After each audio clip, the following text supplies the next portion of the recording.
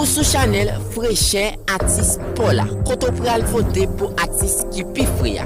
Mais avant de dans tout détail qui t'aime dit, abonnez-vous ensemble avec Chanel là et me promettez que vous pas regretter. Li facile pour voter.